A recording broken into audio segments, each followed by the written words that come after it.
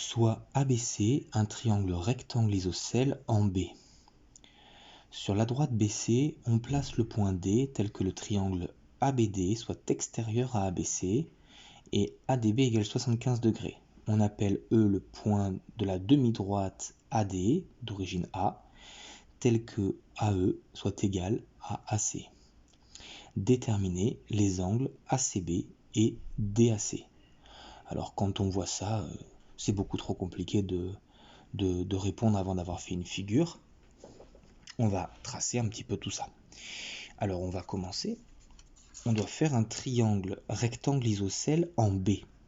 Donc déjà notre triangle, on va faire un petit croquis.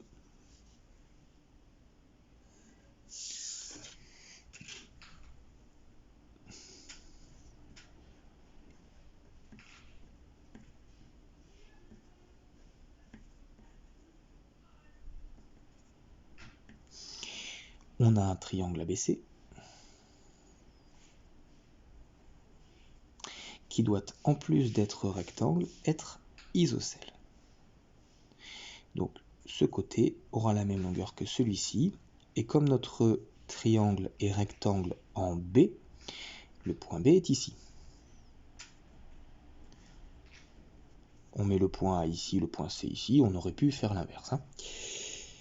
Sur la droite BC, donc déjà ma droite, la droite BC elle est là. On place le point D tel que ABD soit extérieur à ABC.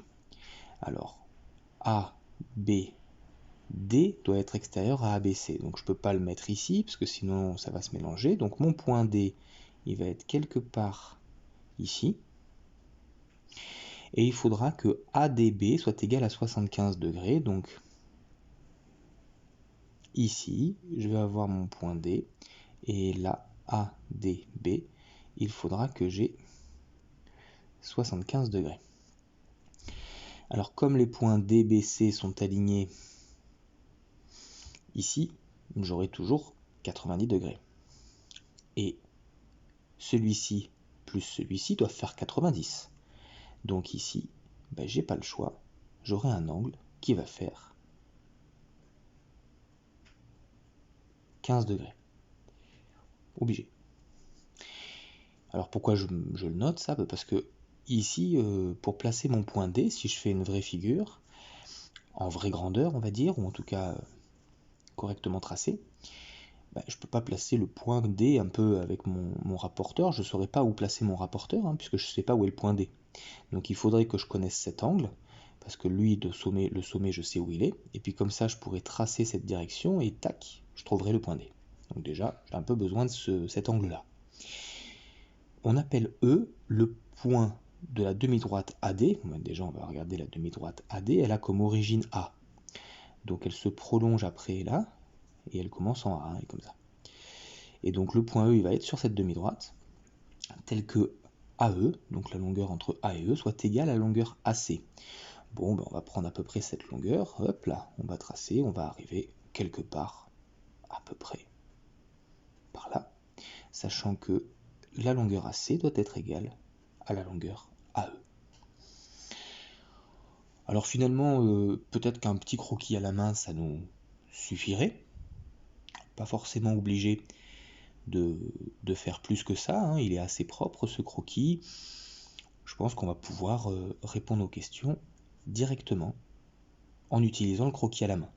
Si vous préférez faire un croquis avec règles, rapporteur, etc., vous pouvez, mais il ne me semble pas que ça soit obligatoire ici.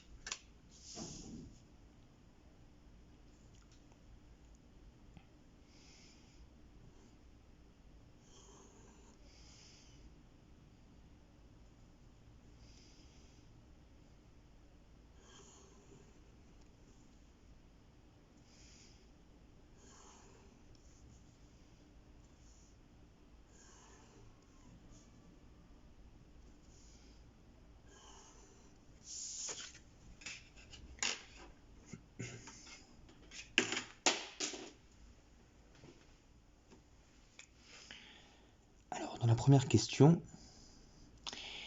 on nous demande de déterminer les angles ACB et DAC.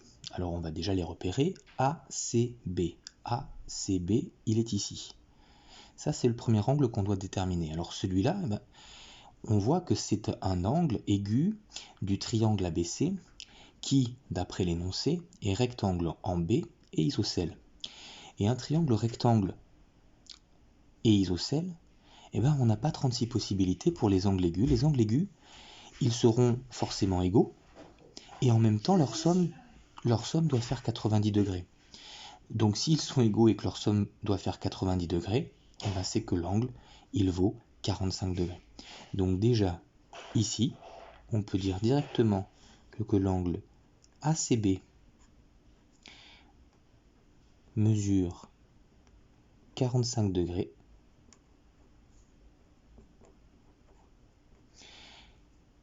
car c'est un angle aigu d'un triangle rectangle.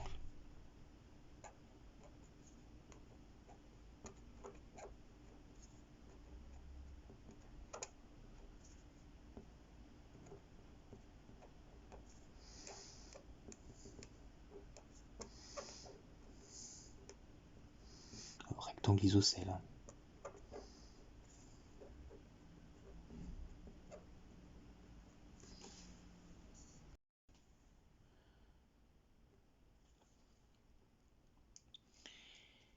Ok, donc celui-là,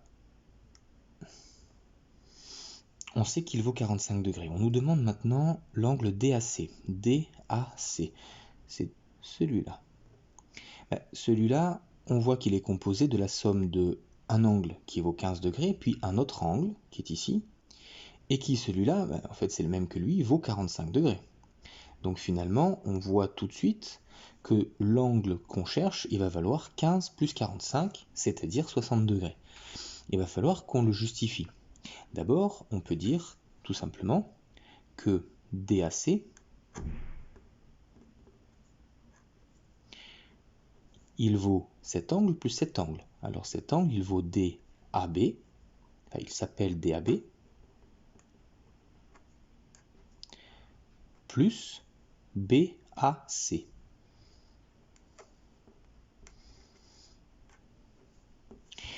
Maintenant, il faut qu'on explique ce que vaut cet angle, ce que vaut cet angle. Alors, DAB,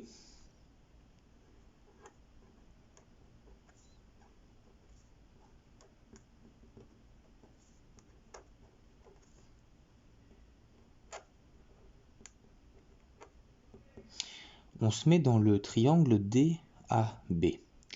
Dans le triangle DAB, qu'est-ce qu'on a? Eh bien, on sait que l'angle ABD, celui-là, vaut 90 degrés. On sait que celui-ci, BDA, il vaut 75 degrés. Et ces deux informations, on les connaît, on les sait, elles sont données dans l'énoncé. Ici, puisque D, il est sur BC, alors forcément, cet angle-là, il est droit. 75 degrés, c'est donné là. Par contre, ça, c'est pas donné dans l'énoncé, donc c'est celui-là qu'il va falloir déterminer.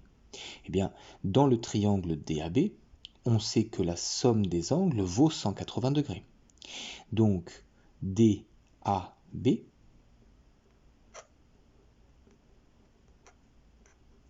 ça vaut 180 degrés moins cet angle-là, ABD,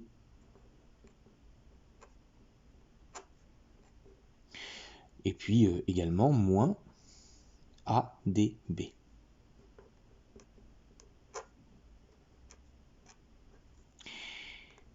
Ça nous donne 180 degrés moins 90 moins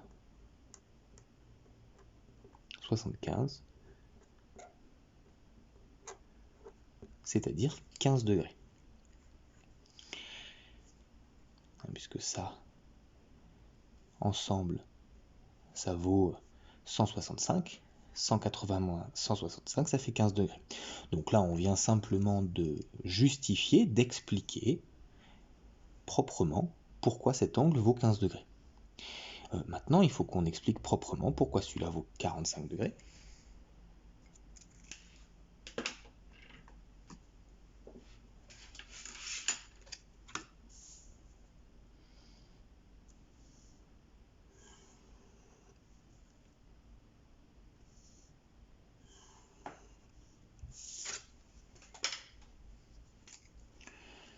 celui-là il vaut 45 degrés pour la même raison que celui-là valait 45 degrés. Donc ici,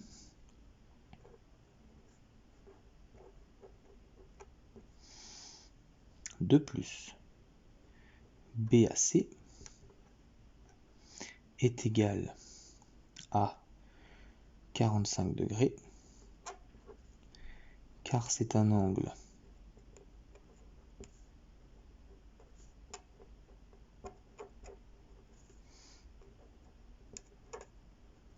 aigu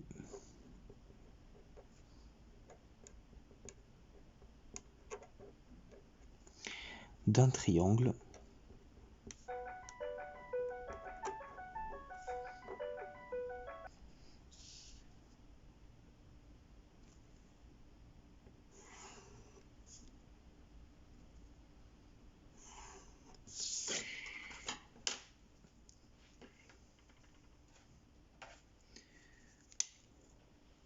Alors nous, ce qu'on cherchait, c'était l'angle DAC qui vaut l'angle DAB plus l'angle BAC.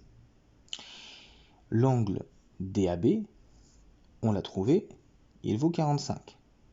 L'angle BAC, on l'a trouvé, il vaut 15, pardon. DAB vaut 15. BAC, on l'a trouvé, il vaut 45 degrés. Eh bien c'est bon, on peut conclure. Donc, l'angle DAC vaut 15 degrés plus 45 degrés, c'est-à-dire 60 degrés.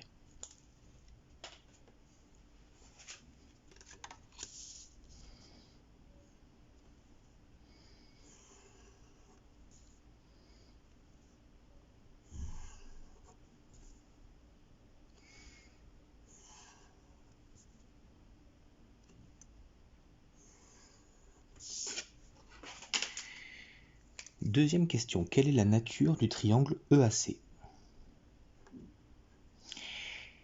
Alors, EAC, déjà on va le tracer. EAC, c'est celui-là. Alors, si on regarde bien ce triangle, déjà, quelles sont les possibilités? Il pourrait être rectangle, il pourrait être isocèle, il pourrait être équilatéral, ou il pourrait être rectangle isocèle, ou éventuellement quelconque, mais ça m'étonnerait qu'on nous pose cette question s'il était quelconque.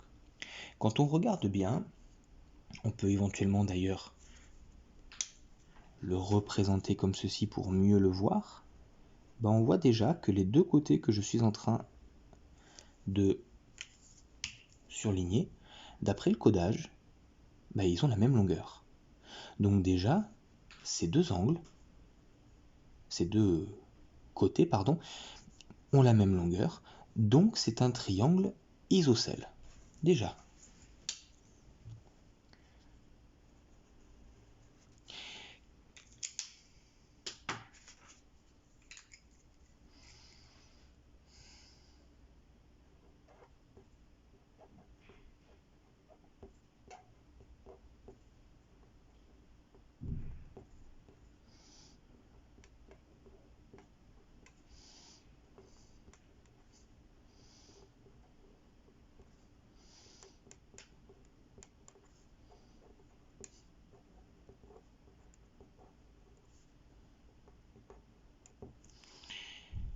Alors il faut voir si c'est tout ou si on pourrait dire autre chose. Et là, on se rappelle que l'angle qui est ici, on vient de déterminer qu'il valait 60 degrés. Alors on va se poser la question, quelles sont les valeurs des deux autres angles? Mais les deux autres angles ici, ce sont les angles à la base d'un triangle isocèle. Donc ils valent la même chose, ils sont égaux. Et puisque celui-ci, il vaut 60 degrés, les deux ensemble ici, ils valent forcément, quand on les met ensemble, 120 degrés, puisque la somme doit faire 180. Donc celui-ci plus celui-ci, on ne confond pas avec le noir, le noir il va jusqu'en bas, là ici c'est l'angle qui il y a cet angle-là.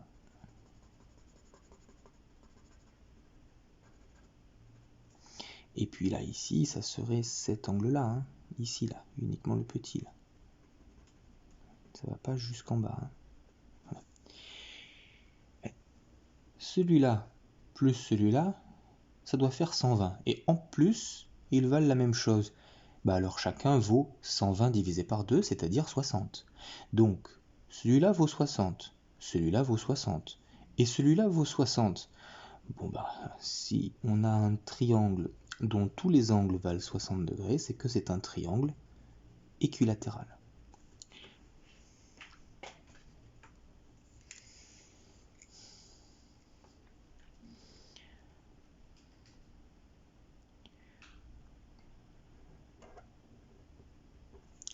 Donc on vient de dire que EAC est isocèle en A. Donc, l'angle AEC est égal à l'angle ACE.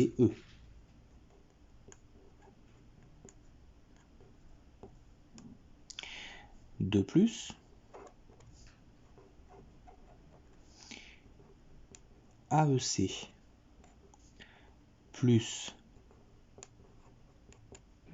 ACE, quand on prend ces deux-là, ça sera 180 degrés moins celui-là.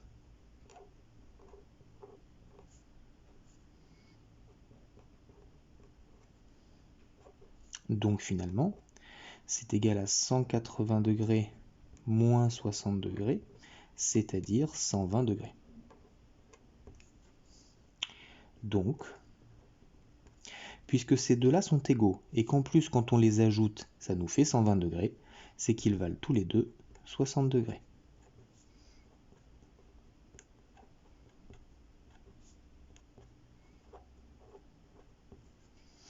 Conclusion.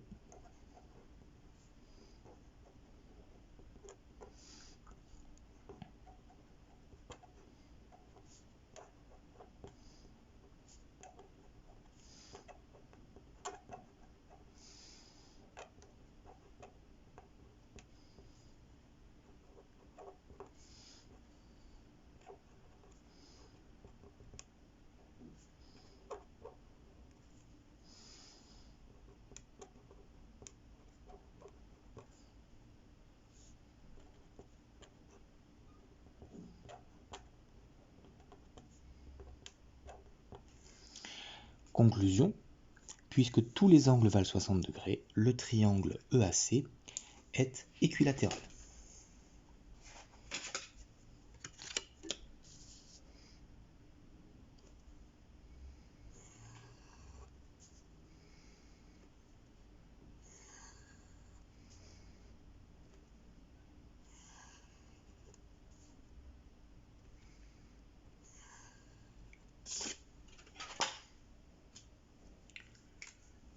Dernière question. Montrez que la droite EB est perpendiculaire à la droite AC. Alors, la droite EB, bon, elle est ici. Et la droite AC, elle est ici. Ici et ici. Bon.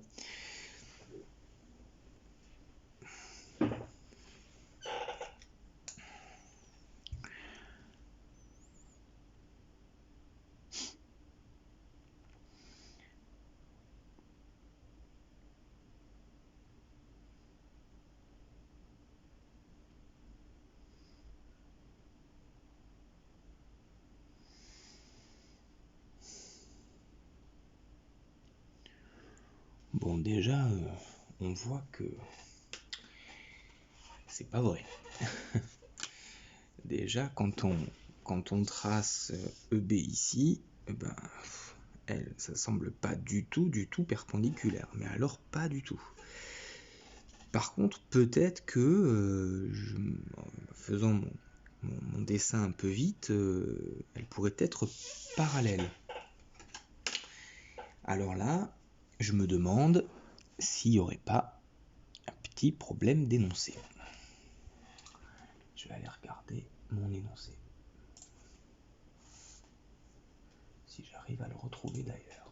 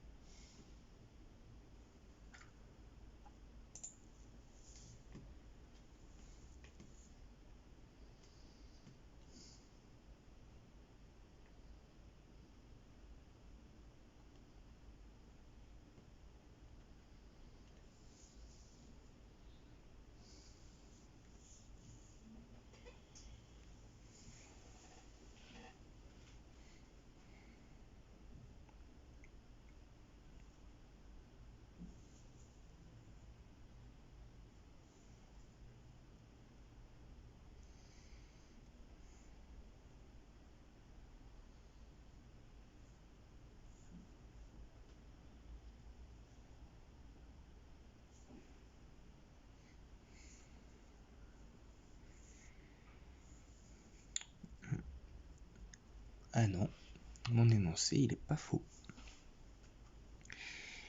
L'énoncé n'est pas faux, c'est mon schéma croquis à main levée qui n'est pas terrible.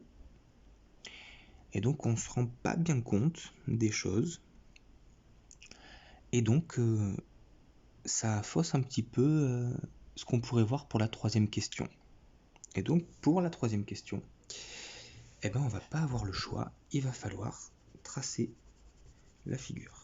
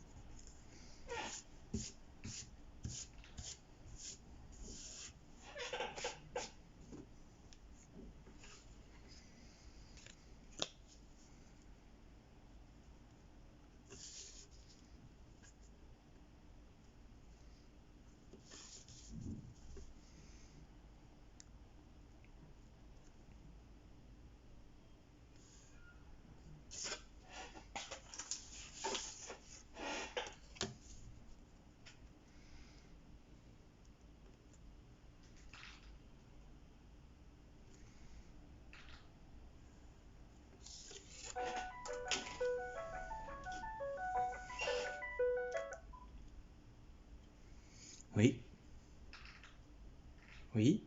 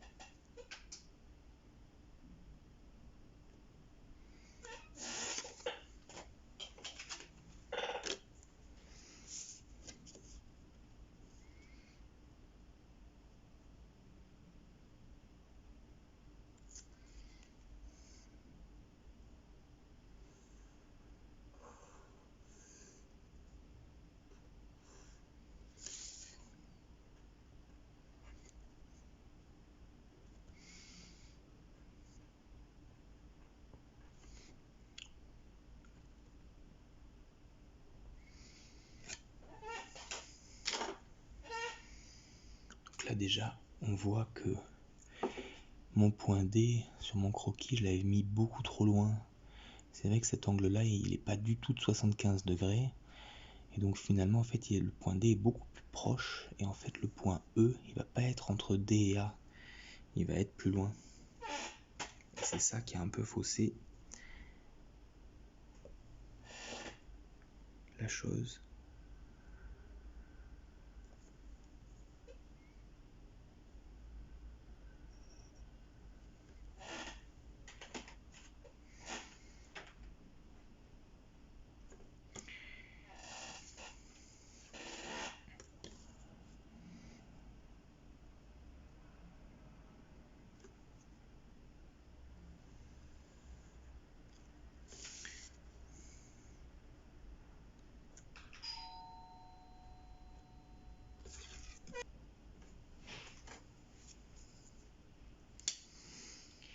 En fait, le triangle EAC que j'ai tracé en rose, là, en fait, ici, il se retrouve là.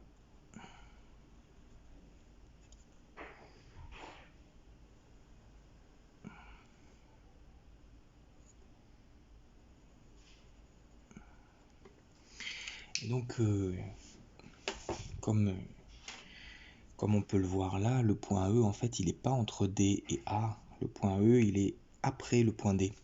Et donc, effectivement, la configuration était un peu différente. Et effectivement, j'avais pas du tout l'impression que ça marchait tout à l'heure sur le croquis. Mais quand on trace la droite EB, ah bah là, ici, effectivement, elle semble quand même bien perpendiculaire à la droite AC. Donc, preuve par l'exemple que même avec un croquis, il faut se méfier et que même le prof, il peut un peu s'embrouiller. Alors, bon, finalement, on va répondre quand même à la question.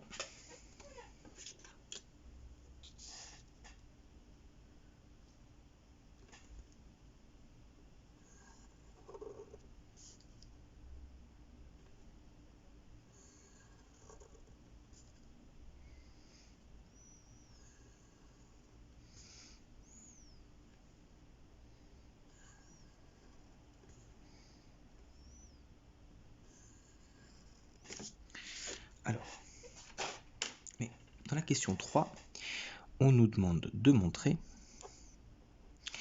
que la droite EB, qui est là, est perpendiculaire à la droite AC. Et ça tombe bien que on ait surligné les côtés du triangle AC parce que ce qu'on a démontré juste avant, c'est que le triangle EAC, il est équilatéral. Donc ça veut dire que cette longueur et cette longueur sont les mêmes. D'ailleurs, c'est la même que celle-ci. Mais si cette longueur est égale à celle-ci, ça veut dire que le point E, il est équidistant de A et de C.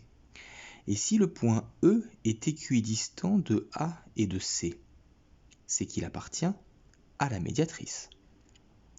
Donc déjà, cette droite-là, la droite EB, la droite, on va dire, enfin le point E, pardon, appartient à la médiatrice. Réfléchissons au point B maintenant. Le point B, regardez, c'est pareil.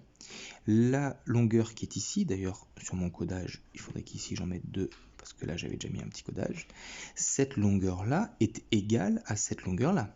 Ça veut dire que le point B est lui aussi équidistant de A et de C. Ça veut donc dire que le point B lui aussi appartient à la médiatrice.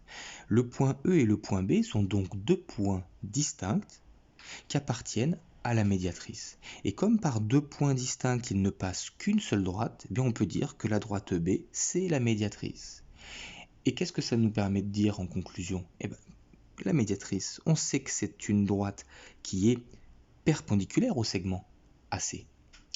Et donc, on aura prouvé que EB est perpendiculaire au segment AC. Alors, on va le dire, d'après la question 2,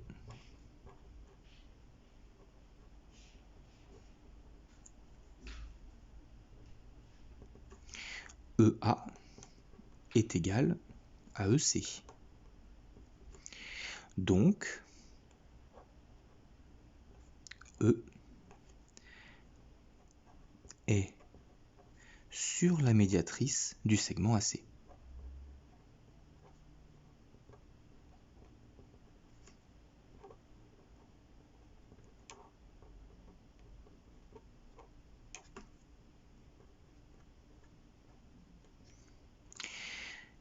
Donc là, c'est bon, on a dit pour E. Pour le point B, alors ça, le fait que AB soit égal à BC, c'est pas d'après une question, c'est d'après l'énoncé.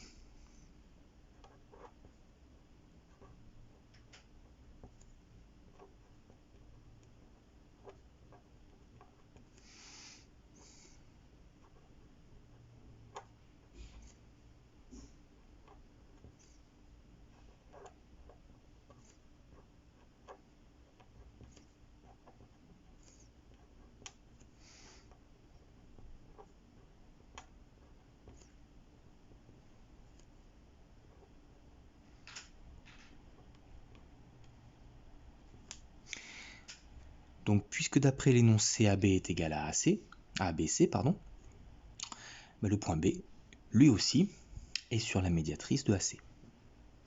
Donc finalement, E et B sont deux points distincts qui appartiennent à la médiatrice.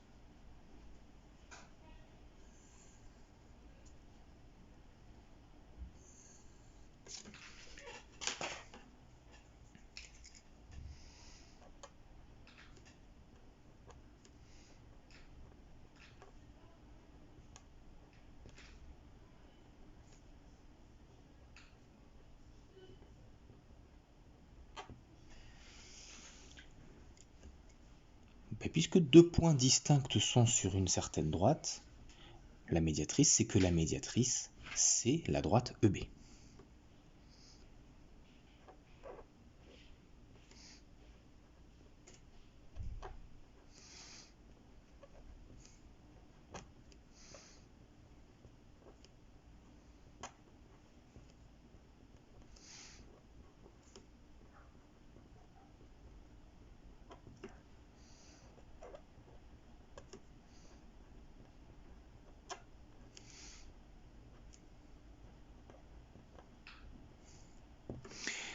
Et puisque c'est la médiatrice du segment AC, bien forcément, c'est que la droite EB est perpendiculaire à la droite AC.